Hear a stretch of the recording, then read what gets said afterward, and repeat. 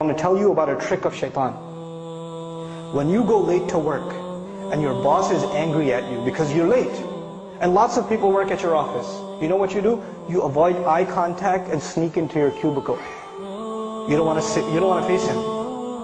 When you have a bad report card and you go home to your family, you're in 6th, 7th grade, you got a bad report card, you sneak into the house. There's no Assalamu alaikum, I'm home. You sneak in and you kind of go and you pass out, you go to sleep.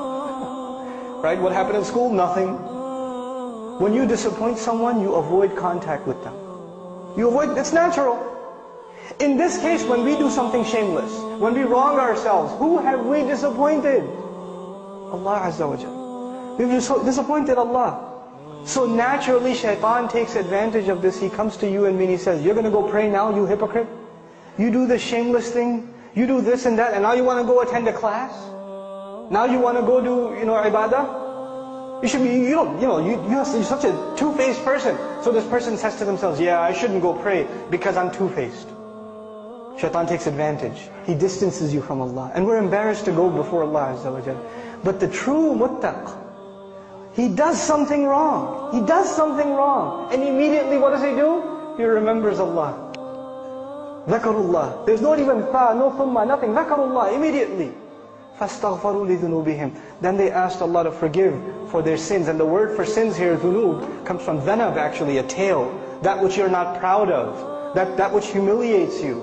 Something you did that you're not proud of. And they ask Allah to forgive those embarrassing things that they did. وَمَنْ يَغْفِرُ الذُّنُوبَ إِلَّا اللَّهِ. Who's going to forgive sins if not Allah? Who are you going to go to? Where else you got to go? Who knows the things that you and I have done wrong except ourselves and Allah?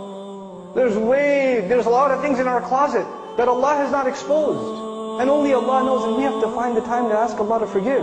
This is the main attribute of people that are described that enter Jannah. أُولَٰئِكَ لَهُمْ جَنَّاتٌ تَجْرِي مِنْ تَحْتِهَا الْأَنْهَارُ. The ayat are coming.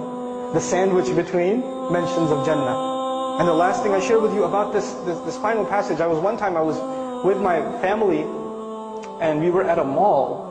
And this other mom, her child, she was yelling at her child. This mother was yelling at her child. And the kid's crying his head off. And she even gave him a little, But you know where the child went? After he even got hit and yelled at? He's still holding on to the mother. He's not letting go. Everywhere else around there are these ugly, gigantic strangers. He doesn't want to deal with them. Even if she's angry, even if she's disappointed, even if she's upset, his whole world, his whole shelter, his whole protection, where is he going to go except? His mother. And it made me think, subhanallah, when you and I sin, when you and I disobey Allah, where are we going to go? Where else is there to go? Who do we turn to? We don't have anywhere else to turn. So even if we disappoint our Lord, even if we fall short of the standards He set for us, the true muttaq, the hopeful of Jannah, he never loses hope in Allah. لا تقنطوا من رحمة الله.